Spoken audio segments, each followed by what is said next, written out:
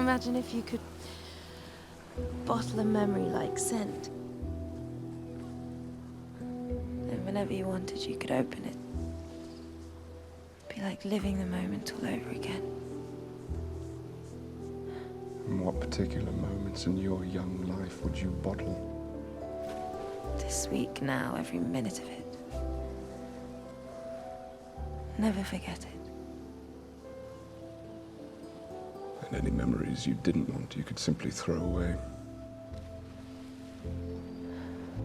Thank you so much, guys, for taking the time to talk about your new movie, Rebecca. I will be addressing questions individually to sort of make the Zoom work.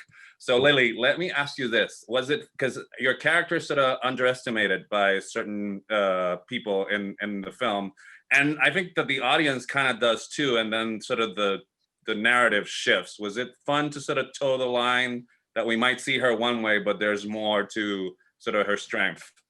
Yeah, I think so. I think that like those little snapshots at the beginning, like when I decide to marry him and you think that I'm this sort of very innocent, that everything's happening to her. And then there's this like moment where I look in the mirror and I kind of smile. And I think that's like a hint that she sort of knows what she's doing a tiny bit more, or at least there's a dark side in her or like a sort of a morally corrupt something in her that is ripe for the picking. And then obviously in the like big reveal, and then you see how she responds and how she behaves, and it's pretty shocking and pretty surprising. And so yeah, it was fun to, and also just to see how the lengths you'll go to if you're pushed to sort of, if you're being abused or emotionally manipulated, or if you're like that stuck in your head and the obsession and the jealousy, it sends you sort of pretty insane. And pushing that to the furthest point was really to the point where you'd rather your husband love you than be a murderer. That was exciting. I can relate to that. Cool. So Armie, let me ask you this, because obviously for the sake of tension, his temper is something that comes up a lot in terms of, or in terms of how we view him. But I wonder if once you have a sort of big picture, I wanted to ask you, do you see him as naive or maybe hopeful? Because he does take her home in the hopes of happiness. I mean, it seems like he makes a leap of faith, and I found that interesting about the character. No, you know what I would say it is? I think he's hopeful. I think that he's optimistic. I think that he's also very broken. You know, this is a very broken individual. He's been through a lot, and he's done some truly deplorable things. But he's also suffered a lot at the hands of someone who was hell-bent on making him suffer.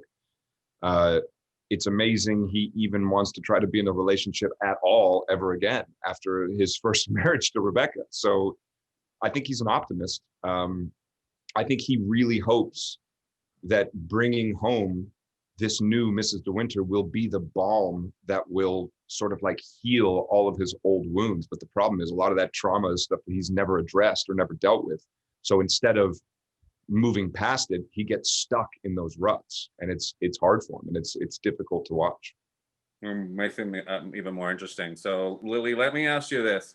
How did you, in those scenes where with Kristen and Mrs. Danvers, where like there's the emotional violence and there's also like the threat of actual violence happening, how do you work that out in terms of, you guys don't, I mean, besides the camera blocking and all sort of things, do you guys not speak about that and just get into the scene? Or was it sort of rehearsed and then you sort of got into it? Because it's a very interesting dance between the two of you when you get to those scenes.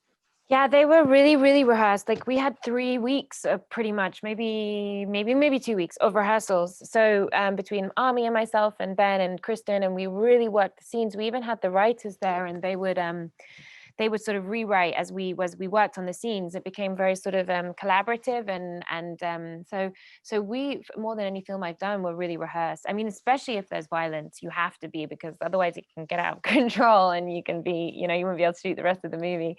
But those scenes with Kristen were amazing. I loved shooting them, and like the more dangerous and screwed up and violent and abusive the scenes are, in a way, the more juicy and the more exciting to do. So yeah. All right, so my time's up. Thank you so much. You guys stay safe wherever you are. Thank you so much. Thank you so much.